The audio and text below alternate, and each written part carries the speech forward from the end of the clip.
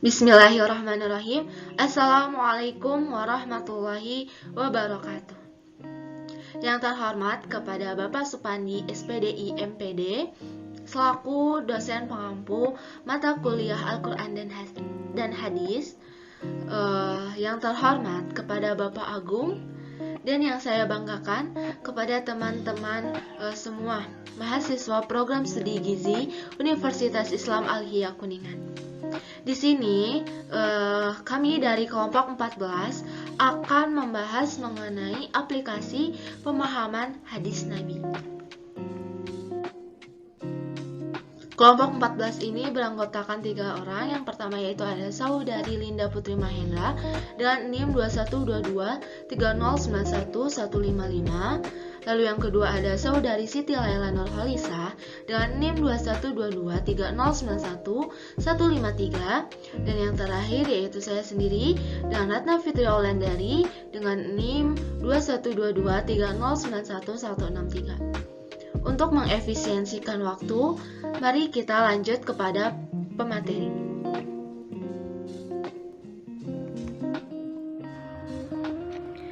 Saya Siti Laila Nurholisa. Saya di sini akan menjelaskan mengenai pengertian dari metode pemahaman hadis. Di dalam Kamus Bahasa Indonesia, metode adalah cara yang teratur berdasarkan pemikiran yang matang untuk mencapai maksud dalam ilmu pengetahuan tersebut. Cara kerja yang teratur dan bersistem untuk dapat melaksanakan suatu kegiatan dengan mudah guna mencapai maksud yang ditentukan.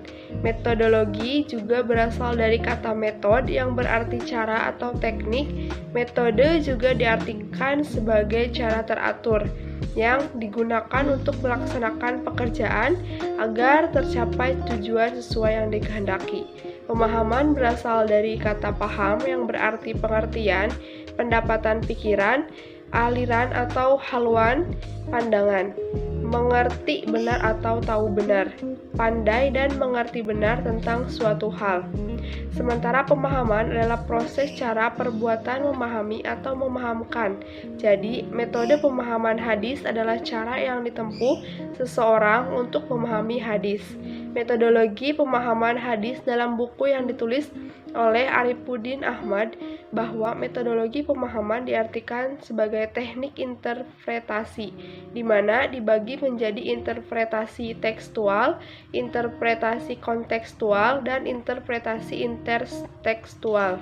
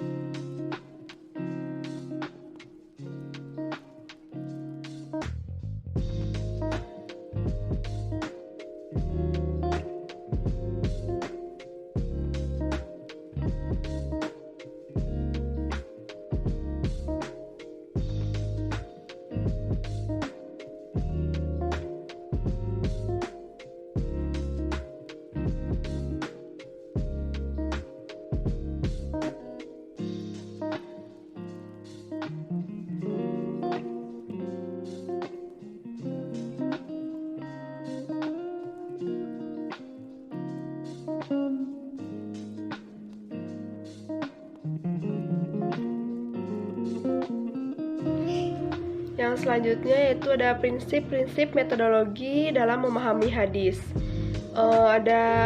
Menurut para ulama memberikan beberapa prinsip umum sebagai tulisan dari Abdul Mustaqim.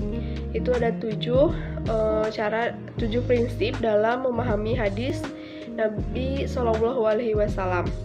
Yang pertama itu ada prinsip jangan terburu-buru menolak hadis yang dianggap bertentangan dengan akal sebelum melakukan penelitian yang mendalam.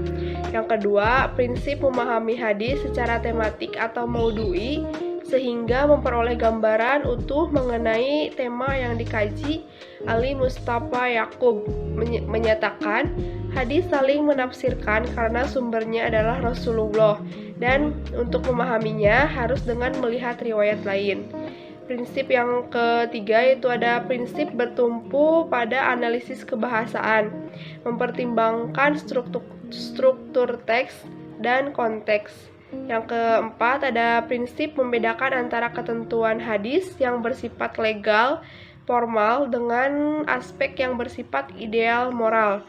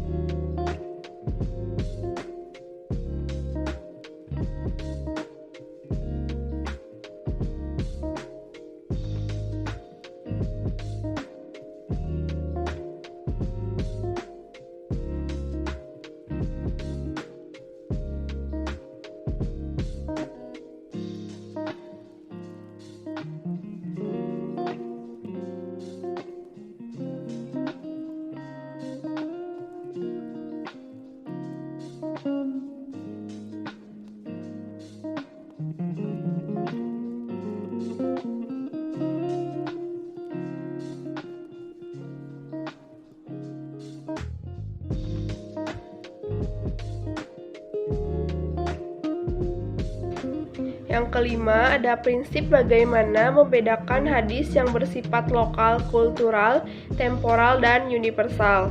Yang keenam, mempertimbangkan kedudukan Nabi Shallallahu Alaihi Wasallam, apakah beliau sebagai manusia biasa, nabi atau rasul, hakim, panglima perang, ayah, dan lain sebagainya. Sehingga pengkaji dan peneliti hadis harus cermat menangkap makna yang terkandung di balik teks tersebut. Yang ketujuh, meneliti dengan seksama tentang kesohihan hadis, sebaik sanad dan matan, serta berusaha memahami segala aspek yang terkait dengan metode pemahaman hadis. Yang kedelapan yaitu memastikan bahwa teks hadis tersebut tidak bertentangan dengan nas yang lebih kuat.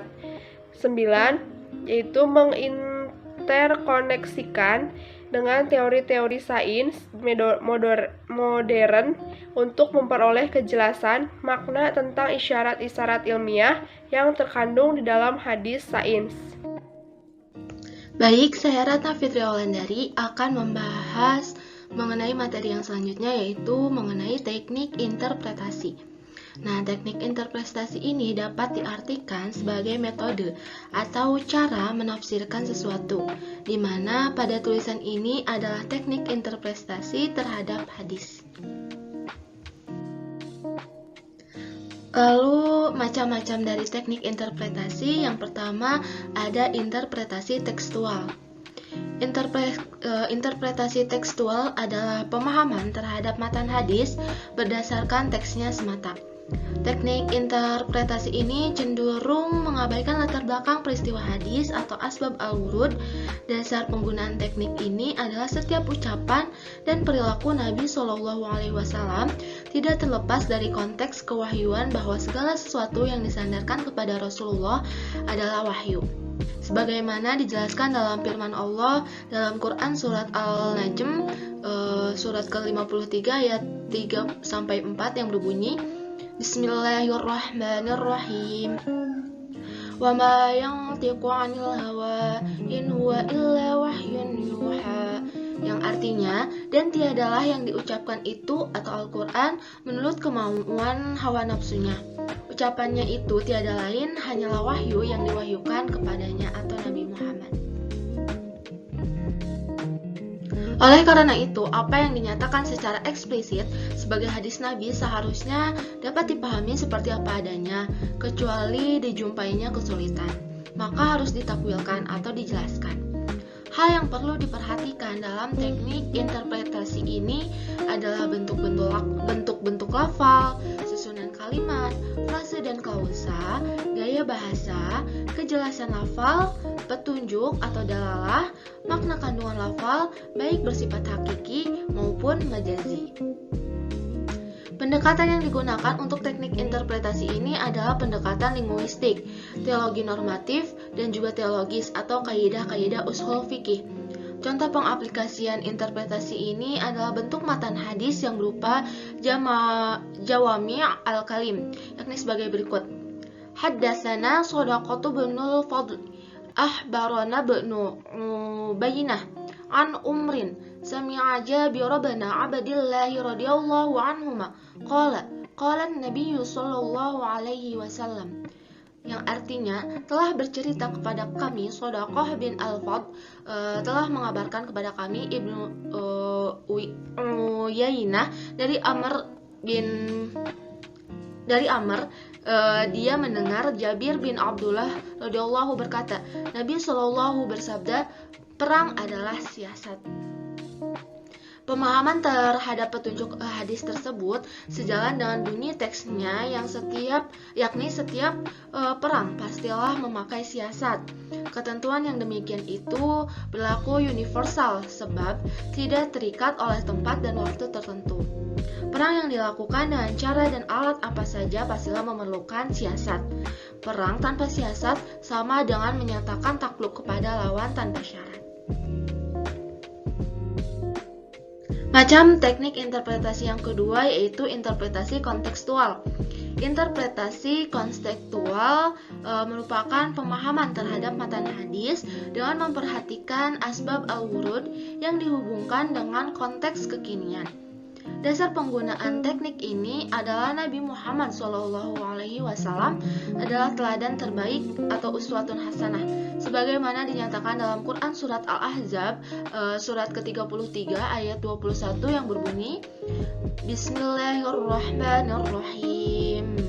Laqad kana lakum fi Rasulillahi uswatun hasanatun liman kana yarjullaha wal yawmal akhir wa naqarallaha katsira. Yang artinya, sungguh telah ada pada diri Rasulullah itu suri tauladan yang baik bagimu, yaitu bagi orang yang mengharap rahmat Allah dan juga kedatangan hari kiamat dan yang banyak mengingat Allah. Rasulullah Shallallahu Alaihi Wasallam diutus oleh Allah Subhanahu Wa Taala dengan membawa misi kerahmatan bagi seluruh alam, sebagaimana dinyatakan dalam Quran surat Al-Anbiya surat ke-21 ayat 107 yang berbunyi, Wa ma arsalnaka illa rahmatan lil alamin. Artinya, dan kami tidak mengutus engkau Muhammad melainkan untuk menjadi rahmat bagi seluruh alam.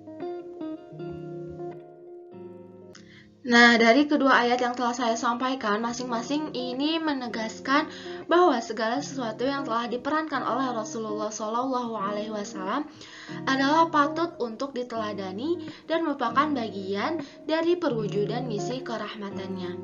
Oleh karena itu, semua pemahaman terhadap hadis-hadis beliau yang menyalahi kedudukannya sebagai uswatun hasanah atau misi kerahmatannya perlu ditinjau kembali. Dalam konteks inilah maka pemahaman terhadap hadis Nabi memerlukan pertimbangan konteksnya, baik di saat hadis tersebut diurutkan maupun tatkala hadis-hadis itu akan diamalkan. Ini berarti bahwa hadis Nabi merupakan bukti kepatutan beliau menjadi teladan terbaik dan bukti kerahmatan misi yang dibawa oleh beliau, sekalipun beberapa di antaranya dianggap bertentangan dengan kemajuan zaman. Hal yang perlu diperhatikan dalam teknik interpretasi ini adalah peristiwa-peristiwa yang terkait dengan urut hadis atau asbab al-wurud, kondisi yang dialami dan dihadapi oleh Rasulullah SAW pada saat beliau mengucapkan hadis itu atau pada saat beliau melakukan suatu amalan yang disaksikan oleh para sahabat atau memang bersama-sama dengan para sahabatnya. Pendekatan yang dapat digunakan dalam teknik interpretasi kontekstual ini adalah pendekatan historis, sosiologis, filosofis yang bersifat interdisipliner. Berikut terdapat contoh pengaplikasian interpretasi. Bismillahirrahmanirrahim.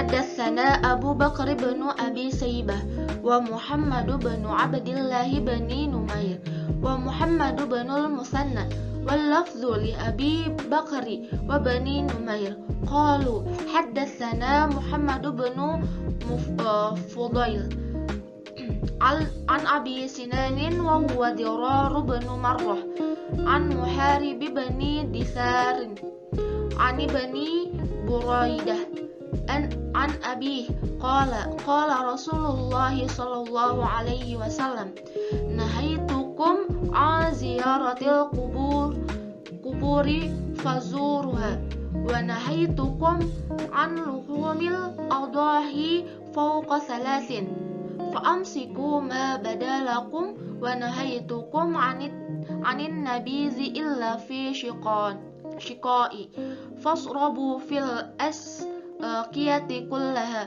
wa la tasrabu muskiran, yang artinya telah menceritakan kepada Abu Bakar bin Abu Syaibah dan Muhammad bin Abdullah bin Numair dan Muhammad bin al-Musanna, sedangkan lafaznya milik Abu Bakar dan Ibnu Numair. Mereka berkata telah menceritakan kepada kami Muhammad bin Fudail dari Abu Sinan, ia adalah Dirar bin Murrah, dari Muharib bin Disar, dari Ibnu Buraidah, dari bapaknya, ia berkata Rasulullah Shallallahu Alaihi Wasallam bersabda, dulu aku melarang kalian untuk ziarah kubur, maka sekarang berziarahlah. Dulu aku melarang kalian untuk menyimpan daging hewan kurban lebih dari 3 hari, maka sekarang simpanlah selama jelas bagimu manfaatnya. Dulu aku melarang kalian tentang nabis selain di tempat minum, maka sekarang minumlah dengan menggunakan segala jenis tempat minum dan jangan meminum minuman yang memabukkan. Nah, berdasarkan redaksi hadis yang digunakan oleh Rasulullah SAW dalam hadis di atas, dapat dipahami bahwa sebelum menyatakan sabdanya tersebut, beliau pernah melarang perbuatan tersebut. Ziarah kubur pada awal Islam dilarang karena pemeluk Islam masih lemah, masih berbaur dengan amalan jahiliyah yang dikhawatirkan dapat menyebabkan perbuatan syirik. Namun setelah Islam kuat dan umat Islam sudah dapat membedakan mana perbuatan yang mengarah kepada syirik dan mana yang mengarah untuk beribadah kepada Allah, maka justru ziarah kubur diperintahkan karena dapat mengingatkan pelakunya tentang hari kiamat dan juga akhirat.